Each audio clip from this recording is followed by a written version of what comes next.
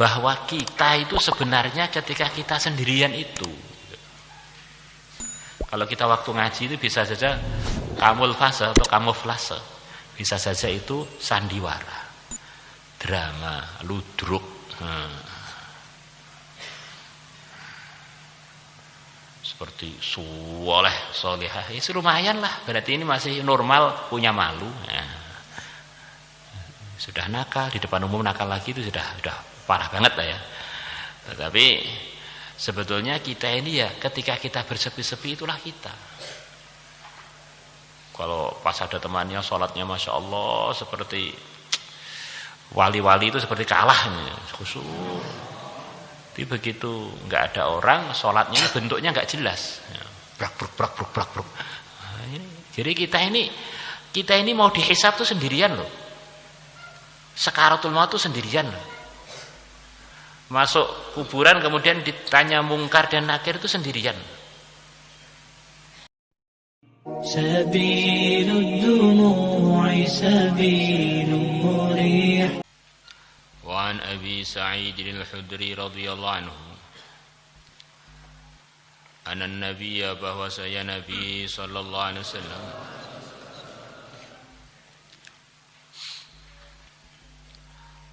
beliau bersabda, inna rajulan sesungguhnya ada seorang laki-laki kana yang adanya dia qablakum sebelum masa kalian, raghasahullah Allah telah banyak memberikan kepada dia malan berupa harta. Faqala maka dia berkata li banihi kepada anak-anaknya, lamma hudira ketika dia dihadiri kematian, lamma hudira ketika dia mau wafat, ayu abin kuntu lakum, ayu abin bapak yang tiba bagaimana, kuntu lakum aku telah berbuat untuk kalian, kuntu lakum aku bagi kalian. Menurut kalian nih, saya ini bapak kalian yang tipe apa untuk kalian ini? Saya sekarang sudah wafat, mau wafat. Sebelum ini sampai sekarang ini menurut kalian bapak kalian itu kepada kalian tipe bapak yang bagaimana? Qalu anak-anaknya yang ditanya mengatakan khairu abin, engkau adalah sebaik-baiknya ayah. Untuk anak-anaknya sebaik-baiknya anak, sebaik-baiknya ayah. Perasaan anak-anaknya, mungkin anaknya banyak diberi macam-macam kemudahan, fasilitas oleh ayahnya. Di ayahnya sendiri tidak merasa begitu itu.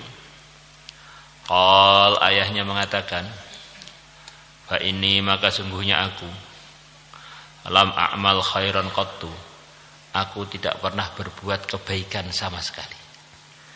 Di perasaan ayahnya sama sekali belum pernah berbuat kebaikan.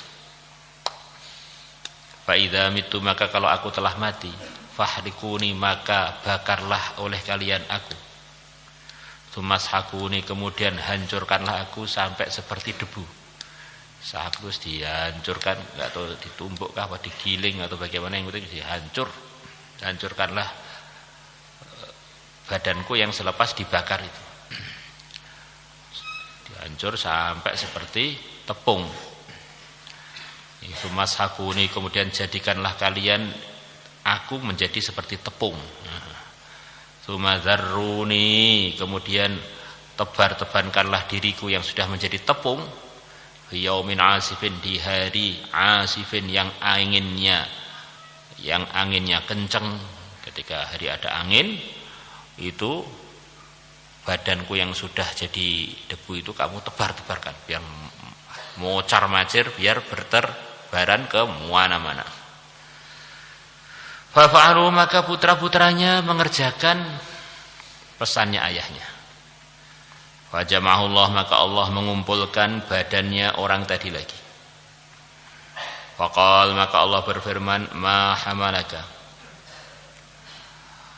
hamalaka perkara apakah yang mendorong kamu berbuat hal tersebut, yang hal tadi tidak benar.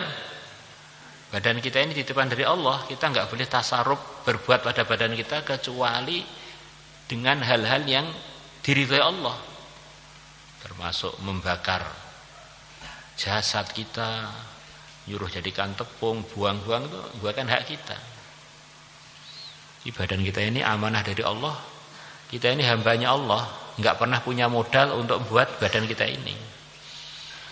Maka adabnya seorang hamba kepada Tuhannya, setiap menggunakan apapun dari tubuh dia harus izin dulu kepada Allah.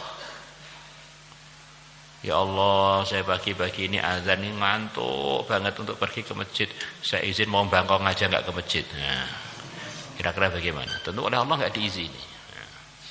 Ya Allah, saya ini waktu ngaji ini kok malas, saya pengen nggak usah denger, ya Allah minta izin. Tentu Allah nggak akan meridhoi. Jadi kita rasakan diri kita ini nggak punya apa-apa.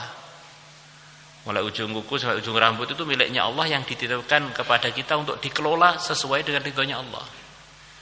Maka kalau dalam diri kita itu ada keyakinan begitu itu, insya Allah semua anak terangkil pagi waktu wiritan nggak ada yang berani tidur.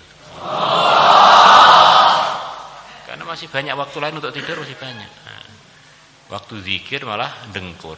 Nah, nggak berani terlambat jamaah, nggak berani berbuat yang tidak disertai alasan yang bisa diterima secara agama. Ini penting dong. Maka kata Sayyidina Umar, ingat Allah itu obat, ingat makhluk itu penyakit. Di orang itu sebabnya macam-macam kesalahan itu yang diingat makhluk, termasuk dirinya itu makhluk itu. Lupa bahwa dia ini milik Allah, dia ini diberi tanggung jawab oleh Allah, diberi tugas. Maka karena orang ini berbuat tadi ada pertimbangannya, yaitu pertimbangan biar dia ini selamat dari murkanya Allah, oleh Allah dimaafkan. Jadi orang itu kalau pertimbangan apa yang dia buat karena takut kepada Allah, salah-salahnya itu harapannya dimaafkan. Seperti orang ini telah berbuat hal yang salah, nyuruh anaknya bakar dirinya, salah. Dijadikan seperti tepung, salah.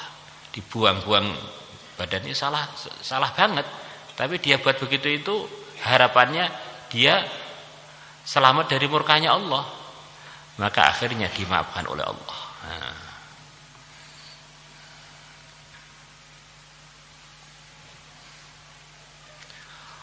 Faqala, maka laki-laki tadi menjawab, makhafatuka, yang mendorong aku untuk berbuat hal tersebut adalah takut kepada engkau. Fatalaqahu, maka Allah menyambut laki-laki itu. Selepas laki-laki itu menjawab bahwa yang mendorong dia untuk berbuat itu semua adalah takut Allah, birahmatihi, dengan sayangnya. Oh, ini perlu, hamba ini perlu saya sayang. Rawahul Bukhari wa Muslim, Imam Bukhari dan Muslim telah meriwayatkannya. Ini kan nasihat, yang namanya nasihat itu kan untuk kita semua. Kita ulang lagi yang telah kita sering sampaikan, bahwa kita itu sebenarnya ketika kita sendirian itu,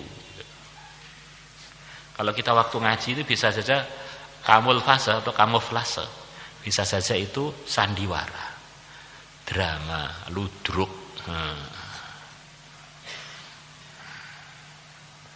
Seperti soleh, solehah, ya lumayan lah, berarti ini masih normal, punya malu. Sudah nakal, di depan umum nakal lagi itu sudah parah banget lah ya. Tetapi sebetulnya kita ini ya ketika kita bersepi-sepi itulah kita.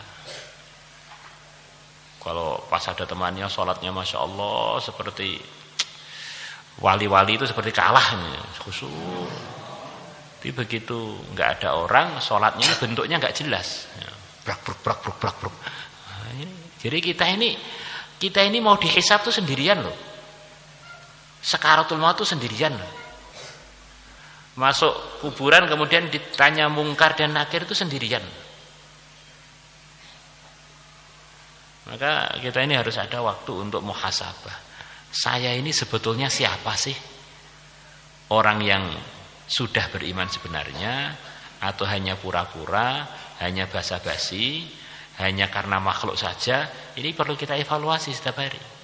Karena akan ada waktu kita ini mesti bertanggung jawab sendirian di hadapan Allah. Hisabnya tidak bisa diwakilkan orang lain. Maka kata sebagian ulama, di dunia ini orang yang merdeka, yang hakikatnya orang merdeka itu siapa? Orang yang dia perbuat apapun atau meninggalkan apapun, bicara atau diam hanya karena Allah. Itu merdeka. Itu baru orang merdeka. Berpenampilan begini karena Allah, berpakaian begini karena Allah, bersikap begini karena orang merdeka.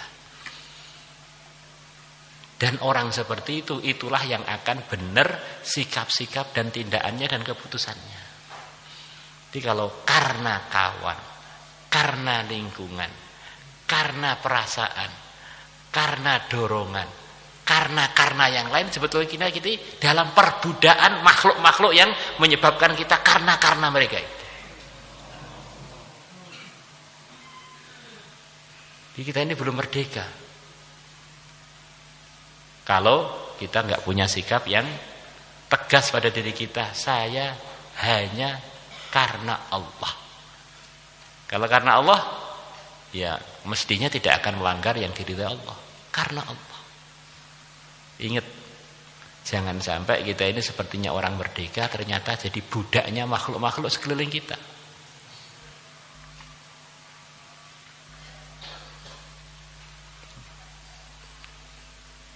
Ya kalau karena Allah, nanti kalau seenaknya sendiri bagaimana Pak? Orang bisa seenaknya sendiri itu karena enggak karena Allah. Kalau karena Allah itu seperti para anbiya, orang terdisiplin, enggak ada kelirunya sama sekali. Karena semuanya terkontrol, gunakan tangan terkontrol, gunakan mulut terkontrol, gunakan mata terkontrol, gunakan sarung terkontrol. Semuanya sudah terkontrol.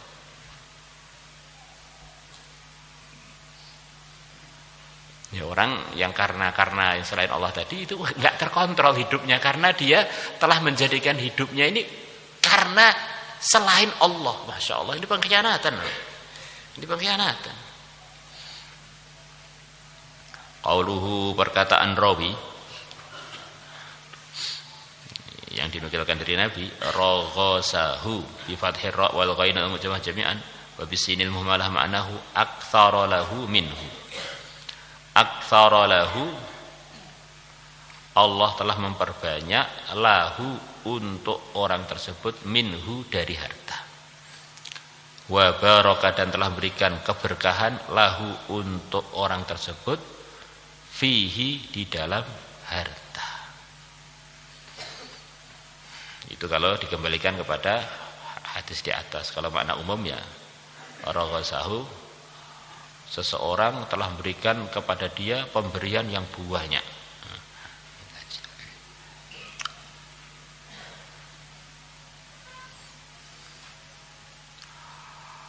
مولاي صل وسلم دائما أبدا على حبيبك خير الخلق كلهم